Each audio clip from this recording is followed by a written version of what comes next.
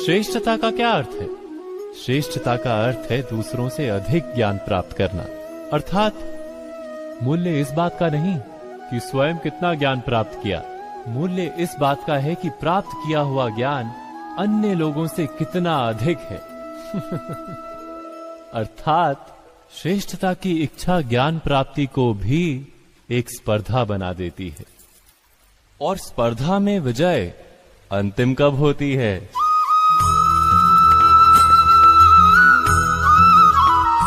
कुछ समय के लिए तो श्रेष्ठ बना जा सकता है, किंतु सदा के लिए कोई श्रेष्ठ नहीं रह पाता। फिर वही असंतोष, पीड़ा और संघर्ष जन्म लेता है। किंतु श्रेष्ठ बनने के बदले यदि उत्तम बनने का प्रयत्न करें तो क्या होगा? उत्तम का अर्थ है कि जितना प्राप्त करने योग्य है वो सब प्राप्त करना, किसी से अधिक पाने की इच्छा से नहीं, मात्र आत्मा की तृप्ति हेतु कुछ प्राप्त करना। उत्तम के मार्ग पर किसी अन्य से स्पर्धा नहीं होती, स्वयं अपने आप से स्पर्धा होती है। अर्थात उत्तम बनने का प्रयत्न करने वाले को देर अबेर सारा ज्ञान प्राप्त हो जाता है, बिना प्रयत्न के ही वो श्रेष्ठ बन जाता है। किंतु जो श्रेष्ठ बनने का प्रयत्न करता है वो श्रेष्ठ बने या ना बने, उत्तम कभी नहीं बन पाता। इंस्टाग्राम पर स्क्रॉल करते हुए या लिंक्डइन पर किसी की प्रमोशन की पोस्ट देखते हुए कभी कभी एक फीलिंग आती है ना कि सब लोग जैसे एक दौड़ में हैं और हम शायद पीछे रह गए हैं। बिल्कुल। ये जो सबसे अच्छा, सबसे आगे होने की चाहत है, ये हमारी जिंदगी का एक बहुत बड़ा हिस्सा बन चुकी है। हाँ, स्कूल के मार्क्स से लेकर ऑफिस के टारगेट्स तक हर जगह हम लगातार एक दूसरे से कंपेयर किए जा रहे हैं। और ये कंपैरिजन वाला माइंडसेट इतना कॉमन हो गया है कि अब हम इसे नॉर्मली मानने लगे हैं। सही बात है। देखिए, आगे बढ़ने की मोटिवेशन अच्छी बात है, इनफैक्ट ये जरूरी भी है, लेकिन आज हम जिस सोच पर बात करने वाले हैं वो एक बहुत ही फंडामेंटल सवाल उठाता है कि हमारी मोटिवेशन का सोर्स क्या है। एग्जैक्टली। क्या हम दूसरों को हराने के लिए दौड़ रहे हैं या फिर खुद को बेहतर बनाने के लिए? हमारे हाथ एक बहुत ही कमाल का वीडियो लगा है जो इसी चाहत को दो अलग अलग नजरियों से देखता है। हाँ। और ये हमें दो शब्दों के बीच का फर्क समझाता है, श्रेष्ठ और उत्तम। सुनने में ये सिनोनिम लगते हैं, एक जैसे। बिल्कुल, पर सोर्स के मुताबिक इनकी बुनियाद, इनका रास्ता और इनकी मंजिल जमीन आसमान का फर्क रखती है। और आज हम इसी फर्क की गहराई में उतरेंगे। बिल्कुल। आज की हमारी चर्चा का मकसद यही समझना है कि कैसे श्रेष्ठ बनने की दौड़ एक कभी ना खत्म होने वाला ट्रेडमिल बन सकती है, और कैसे उत्तम बनने का रास्ता हमें वहां पहुंचा सकता है जहां हम शायद पहुंचना चाहते थे, but in a very different way. Okay, so let's unpack this. शुरुआत करते हैं पहले शब्द से। जी। स्रोत के मुताबिक श्रेष्ठ होने का असल मतलब क्या है, इसे कैसे डिफाइन किया गया है? स्रोत इसे बहुत साफ तौर पर बताता है। श्रेष्ठता का मतलब है दूसरों से ज्यादा जानना या दूसरों से बेहतर होना। दूसरों से? हाँ, यहाँ की फ्रेज है दूसरों से। इसका पूरा फ्रेम ऑफ रेफरेंस ही बाहरी है। अच्छा। मतलब ज्ञान की अपनी वैल्यू से ज्यादा इस बात की वैल्यू है कि आपका ज्ञान दूसरों की तुलना में कितना है। एक उदाहरण दे सकते हैं? हाँ, जैसे अगर मुझे 10 बातें पता हैं और बाकी सबको 5, तो मैं श्रेष्ठ हूं। राइट। लेकिन अगर मुझे 100 बातें पता हैं और किसी और को 101, तो मैं श्रेष्ठ नहीं हूं। भले आपका ज्ञान 10 गुना बढ़ गया हो। एग्जैक्टली। वाओ, मतलब ये तो नॉलेज को भी एक कॉम्पिटिटिव स्पोर्ट बना देता है। बिल्कुल। आपकी अपनी ग्रोथ सेकेंडरी हो जाती है और आपकी रिलेटिव रैंकिंग प्राइमरी बन जाती है। हाँ, आप कितना जानते हैं ये इंपॉर्टेंट नहीं है, आप दूसरों से कितना ज्यादा जानते हैं, सब कुछ उसी पे आके टिक जाता है। मुझे लगता है कॉर्पोरेट वर्ल्ड में तो यही होता है। आपकी परफॉर्मेंस कैसी है, इससे ज्यादा जरूरी ये हो जाता है कि आपकी परफॉर्मेंस आपके कोवर्कर से कैसी है। Bell curve. हाँ, बेल कर्व इसी का तो एक एग्जांपल है। एग्जैक्टली। और स्रोत इसी के साइकोलॉजिकल कॉस्ट की बात करता है। जब आपकी पूरी एनर्जी दूसरों को देखने में लगी है तो आप अपने काम की गहराई में उतर ही नहीं पाते। और कंपटीशन में जीत वो परमानेंट तो होती नहीं। कभी नहीं। स्रोत यही कहता है कि कोई कुछ समय के लिए तो श्रेष्ठ हो सकता है, लेकिन हमेशा के लिए नहीं। आज आप टॉप पर हैं, कल कोई और आएगा जो आपसे ज्यादा स्मार्ट है, ज्यादा हार्ड वर्किंग है, और वो आपको रिप्लेस कर देगा। और फिर वहीं से वो एंजाइटी, इनसिक्योरिटी और बर्नआउट का साइकिल शुरू हो जाता है। बिल्कुल। आपको अपनी पोजीशन बचाने के लिए लगातार लड़ना पड़ता है। ये तो एक ऐसी दौड़ है जिसकी कोई फिनिश लाइन ही नहीं है। नहीं है। आप जीत भी जाएं तो बस अगली रेस की स्टार्टिंग लाइन पे पहुंच जाते हैं। यही इस रास्ते की सबसे बड़ी चुनौती है। इसमें कोई ठहराव नहीं है, कोई परमानेंट सैटिस्फैक्शन नहीं है। आपकी खुशी और आपका सेल्फ वर्थ वो भी दूसरों के परफॉर्मेंस पर डिपेंड करता है। हाँ, आप अपने काम के मालिक नहीं रहते, आप दूसरों की सफलता या असफलता के गुलाम बन जाते हैं। लेकिन एक मिनट, क्या कंपटीशन हमेशा ही बुरा होता है? क्या दूसरों से आगे निकलने की यही चाहत हमें पुश नहीं करती?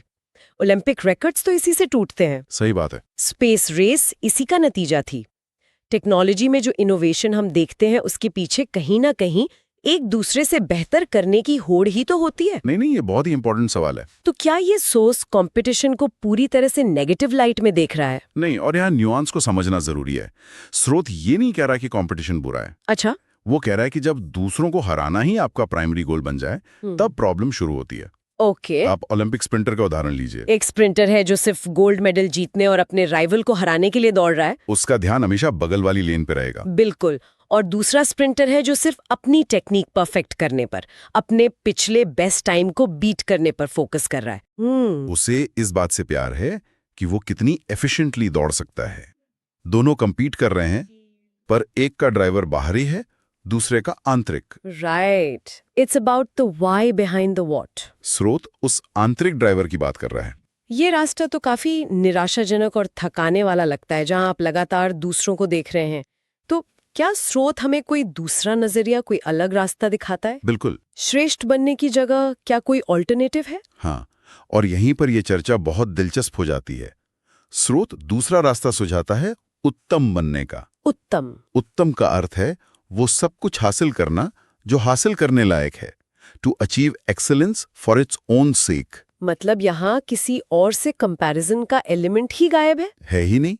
यहाँ मोटिवेशन किसी से आगे निकलने की नहीं है, बल्कि उस स्किल या नॉलेज में मास्टरी हासिल करने की है, purely for the Joy of it. इसका मतलब यहाँ कंपटीशन का फील्ड ही बदल जाता है। बिल्कुल। मुकाबला किसी और से नहीं बल्कि आपका खुद से है। हाँ। कल मैं जैसी थी, क्या आज मैं उससे बेहतर हूँ?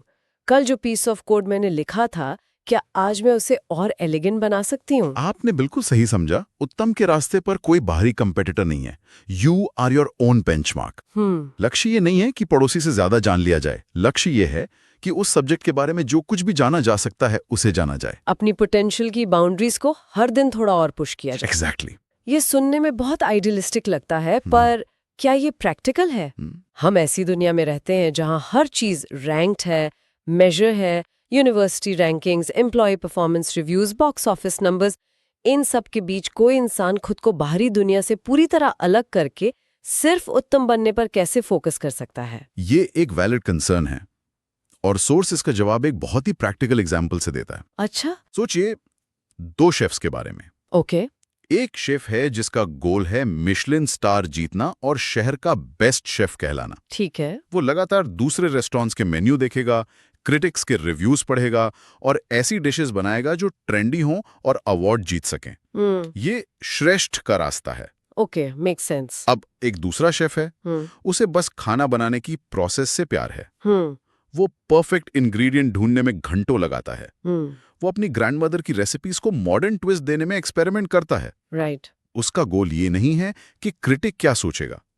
उसका गोल है एक ऐसी डिश बनाना जो सोल सैटिस्फाइंग हो, जो उसकी क्राफ्ट का बेस्ट एक्सप्रेशन हो। वो उत्तम के रास्ते पर है। राइट। तो इन दोनों रास्तों के लॉन्ग टर्म रिजल्ट्स में क्या फर्क है? हाँ। मान लीजिए ये दोनों शेफ्स 10 साल तक काम करते हैं, स्रोत के मुताबिक वो आखिर में कहाँ पहुंचते हैं? और यहीं पे स्रोत एक बहुत ही गहरा पैराडॉक्स सामने रखता है। पैराडॉक्स? हाँ।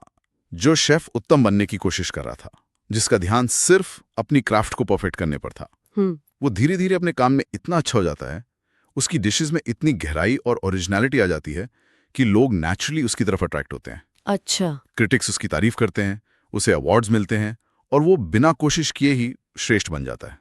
एक मिनट, ये बात थोड़ी उलझन वाली है। हाँ। मतलब जो श्रेष्ठ बनने निकला ही नहीं था वो श्रेष्ठ बन गया। हाँ। और जो बस अपना काम कर रहा था वो सबसे आगे निकल गया। ये तो उल्टा लग रहा है। So excellence becomes a side effect. Exactly. Superiority becomes a by product of excellence. आप श्रेष्ठ बनने के लिए नहीं चले थे, लेकिन उत्तम बनने की यात्रा आपको अपने आप श्रेष्ठ बना देती है। और अब उस पहले शेफ का क्या हुआ जो सिर्फ श्रेष्ठ बनने की कोशिश कर रहा था? स्रोत कहता है कि वो शायद श्रेष्ठ बन भी जाए या ना बने, लेकिन वो कभी उत्तम नहीं बन पाता। क्यों? ऐसा क्यों? क्योंकि उसका ध्यान हमेशा दूसरों पर था, ट्रेंड्स पर था। अच्छा। वो उतना ही सीखता है जितने से वो दूसरों को हरा सके। वो कुकिंग के रूम में उतरने की बजाय सरफेस पर तैरता रहता है। उसे कुकिंग से प्यार नहीं था, उसे सिर्फ जीतने से प्यार था। इसलिए वो कभी वो मास्टरी, वो ओरिजिनलिटी हासिल नहीं कर पाता जो दूसरा शेफ कर लेता है। उसका खाना अच्छा हो सकता है पर अनफॉरगेटेबल नहीं। ये तो माइंड बेंडिंग है। So the secret sauce is to forget about the competition. बिल्कुल। आप रेस जीतने के लिए नहीं दौड़ते, आप दौड़ने की आर्ट को मास्टर करने के लिए दौड़ते हैं और एंड में आप रेस जीत जाते हैं। Exactly. This is a powerful idea. लेकिन फिर से वही सवाल, इसे रियल लाइफ में अप्लाई कैसे करें? अगर मेरा बॉस मेरी सेल्स फिगर्स को मेरे कलीग से कंपेयर कर रहा है, तो मैं इस उत्तम वाले माइंडसेट को कैसे अपना सकती हूँ? ये मुश्किल है, नो डाउट। स्रोत कोई मैजिक पिल नहीं देता, पर वो एक माइंडसेट शिफ्ट की बात करता है। ओके। पहला कदम है अपने लिए सक्सेस के मैट्रिक्स खुद डिफाइन करना। हाँ। बॉस सेल्स फिगर्स कंपेयर करेगा, आप उसे नहीं रोक सकते।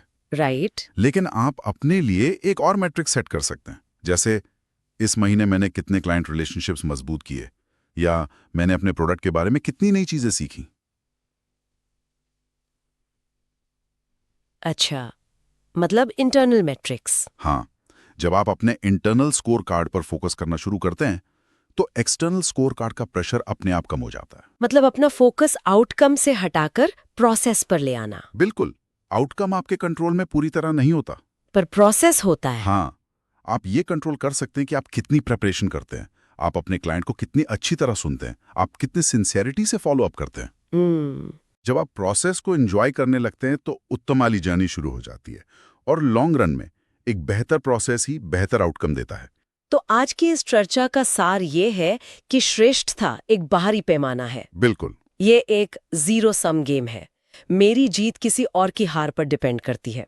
अगर सब लोग मुझसे कमजोर हैं, तो मैं बिना कुछ किए भी श्रेष्ठ हो सकती हूँ। जबकि उत्तम होना एक आंतरिक यात्रा है।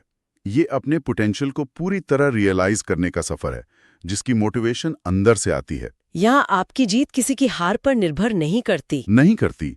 ये एक पॉजिटिव सम गेम है। ये सेल्फ मास्टरी है। यानी एक रास्ता अंतहीन प्रतिस्पर्धा और असंतोष की ओर ले जा सकता है, जबकि दूसरा आत्मसंतुष्टि और स्वाभाविक श्रेष्ठता की ओर। एक रास्ते पर मंजिल हमेशा दूर भागती नजर आती है, दूसरे रास्ते पर हर कदम अपने आप में एक मंजिल है, एक अचीवमेंट है। और ये सिर्फ ज्ञान या करियर की बात नहीं है, ये लाइफ के हर डोमेन पर लागू होता है। बिल्कुल। हम सुबह उठकर जो भी काम करते हैं, उसके पीछे की वजह क्या है? क्या हम दूसरों को दिखाने के लिए कर रहे हैं या खुद को आजमाने के लिए? क्या हमारी सक्सेस का रिमोट कंट्रोल हमारे अंदर है या हम उसे दूसरों के हाथों में थमा चुके हैं? एग्जैक्टली। यहाँ श्रोताओं के लिए एक विचार छोड़ जाते हैं। हाँ। इस चर्चा से एक बहुत ही गहरा सवाल उठता है। स्रोत में यह बात ज्ञान और स्किल के संदर्भ में कही गई है। जरा सोचिए, क्या श्रेष्ठ और उत्तम का ये फर्क जीवन के दूसरे क्षेत्रों पर भी इसी तरह लागू होता है? जैसे रिलेशनशिप्स में, पेरेंटिंग में या सोशल वर्क में। क्या एक श्रेष्ठ पेरेंट बनने की कोशिश जिसके बच्चे सबसे ज्यादा ट्रॉफीज जीते, और एक उत्तम पेरेंट बनने की कोशिश जो अपने बच्चों को बस एक अच्छा इंसान बनाए, इसमें भी यही पैराडॉक्स काम करेगा? और अपनी जिंदगी में वो कौन सा एरिया है जहां श्रेष्ठ बनने की दौड़ में फंस गए हैं और वहां उत्तम बनने का रास्ता कैसा दिख सकता है?